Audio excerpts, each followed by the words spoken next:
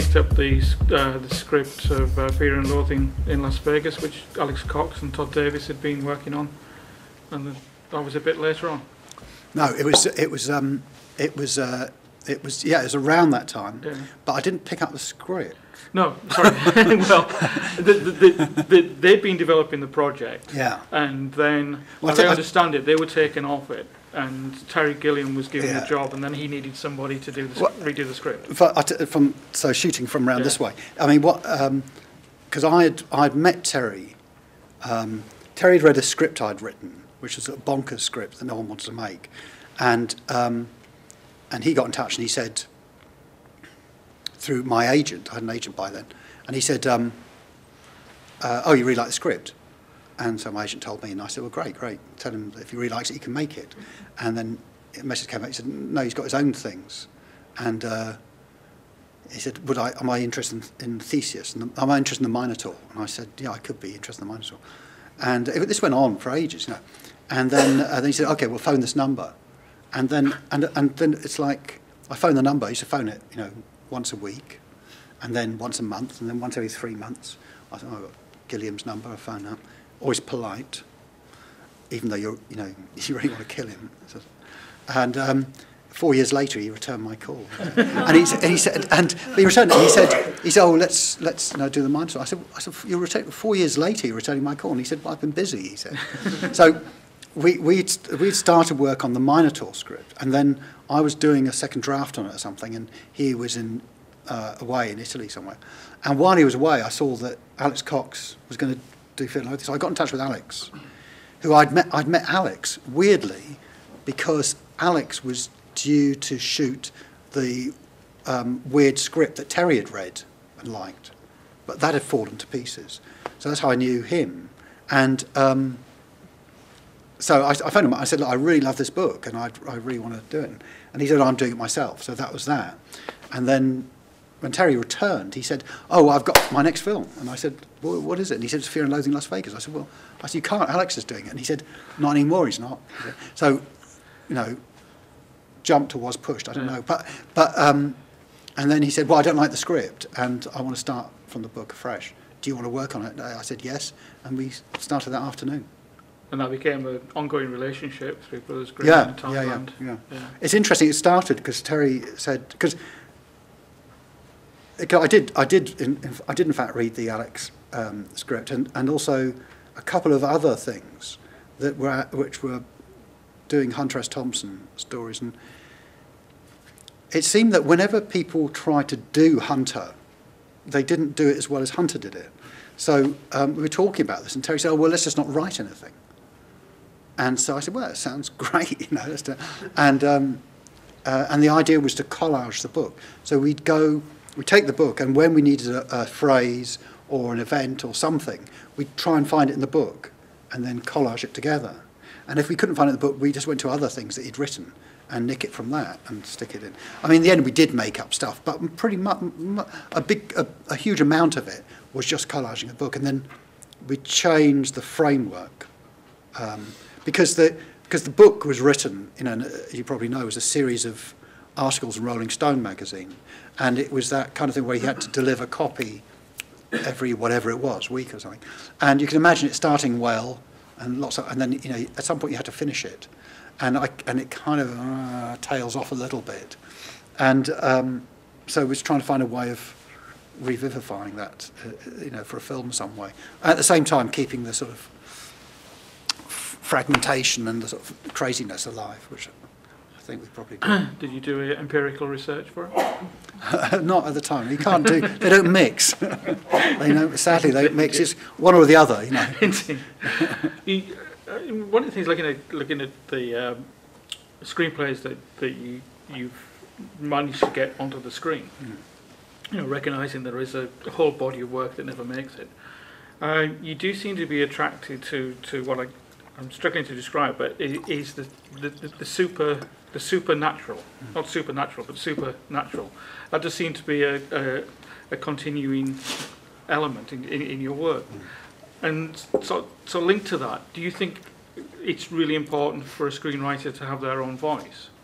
Or are you somebody for hire? Oh, I'm somebody for hire. Yeah. but I'm somebody for hire. right. So you don't think Pay me. Let me see the money. You don't think the voice is important?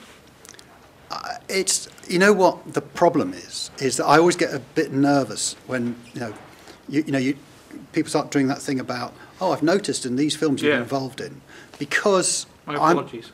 No. It makes me afraid, because if I sit down and try and write something, and that's ringing in my ears, it's like, oh right, if I'm going to do this job really well, I better include a bit of the supernatural in, because that's what I'm known for, and that's good, isn't it? And that's like believing your own.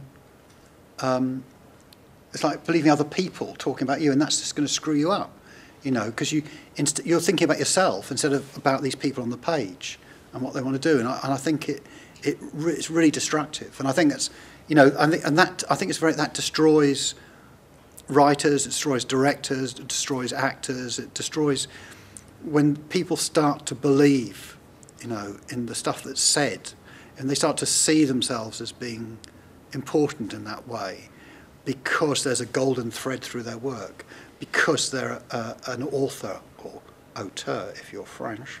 I think it's really bad news. I think it's hard enough as it is to sit down and write without that at the same time. So it makes me I'm superstitiously against trying to identify anything that might connect anything, and I'm much more interested in being a gun for hire, and I'm not, all that thing. I mean, it's weird. I've got to tell you, I've made a sort of handful of short films as a director and as a writer, much as I wish someone else had written them. But anyway, and I've done that, and I'll tell you something really odd that happens. As soon as you direct, you direct anything, and people start asking you about your vision. Oh, what's your vision about this? No one ever asked me about my vision when I was a screenwriter, and they still don't. It's like you don't have to have a vision. You have to have a vision if you're a director. It's like, what's that about?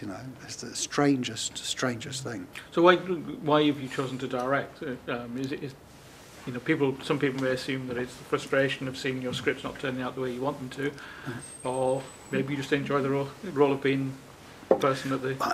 No film can ever match the brilliance of the film you imagine in your head. It's impossible. How could they ever match? Impossible. Yeah. No, it's always someone else's fault. And in fact, I was being interviewed with Rowan Joffe the other day, and he's a writer and a director and so on. And he was saying he was very clear about going into directing because he was getting control, because he felt that he didn't have that as a writer, and it's true. If you go all the way down the line, then what happens if I have a disagreement with the director, as I do on occasions, about how something's going to be worked out, I will fight for what I see. But ultimately, are you going to have a director directing this film who is then going to be told by who? The producer, the money? I don't know. Say, you know what? You have to shoot it like this, like Tony's written it. Well, that does happen, right? But it's quite a destructive thing. It's quite a tough thing, isn't it, to do? Do you want that person to be, at that moment carrying the film in that sort of position? Having said that, I think if you fight for it, you have a discussion, and also you try and choose who you work with, and you try and have those, and you have an argument, you have a discussion, and something comes out of it, in that sort of way. My own, my thing with directing is really more prosaic in a way. I never, when I was at college, for an awful long time, I never thought, what do I want to do? I just thought I wanted to make films. I didn't really think about what I wanted to do on them. And I was sort of naive, or if you were being nice, innocent, But I didn't really figure it out. And then as I said, I had a sort of previous life as a sort of in production manager, and then producer in a small way, but nonetheless that's what I thought I was going to do, be a producer. And then I got to a point where Well, to be honest, I think one relationship had been utterly destroyed by the fact I was going away all the time. And so I thought, oh, well, if I do writing, I'll stay at home. And that's probably a better thing for the relationship, which it is, I have to tell you. But anyway, so that's how I became a writer. And then what happened is in 2006,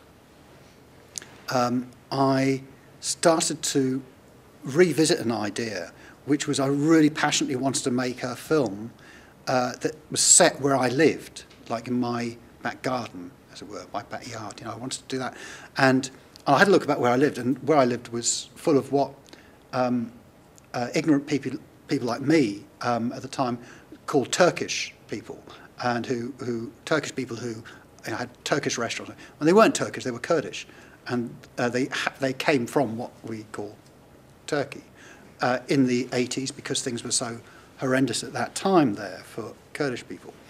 And so I started to meet them, and I'd met a few of them before, because In This World, see, it's just everything ties together. It's like on In This World, we wanted to shoot in Sangat, the refugee camp, and they wouldn't let us back there. I'd gone in, because you just need a moustache and an anorak, and you get in, Assalamu alaikum,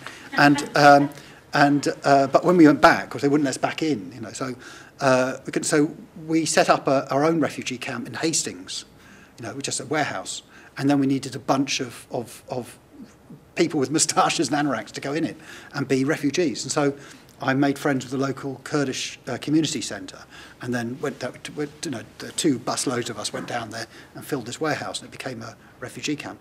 And so I knew them a little bit, and I knew there were a couple of guys there who I became friends as a result. So I started to, and with the help of Kate Ogborn, a producer, who got a little bit of money out of the Bureau Film Company, which meant that we could then hire a researcher, who was my stepdaughter. And we went in and we started to meet people and collect stories. And I think, great, put this feature together where it's all drawn from real stories. And I said, wouldn't it be great if we then shot this in the real locations where these things happened? Because you're talking about events that only went over 20, 25 years in Haringey and Hackney.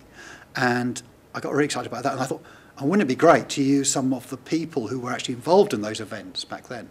And wouldn't it be great to dot actors amongst those non-professional actors, because they know how to press buttons and stuff, and get something going there? And I thought, wouldn't it be great if instead of shooting it on the fly digitally, wouldn't it be to give it a kind of widescreen gravitas, a kind of that to it? Because, normally you think Haringey, Hackney, a bunch of guys with funny names. It's got to be digital, isn't it? I'm running around. And wouldn't it be nice just to lock off a bit and have that? Now, the thing is, then it occurred to me, making all these decisions, I can't see those things through unless I'm going to direct it. And so then I said, and I want to direct it. We haven't made it. We made a short film, which we ripped out of the front of the script and bent it around a bit to try and make it into a short film called Kingsland, but we haven't made the feature yet, but it's on the shelf.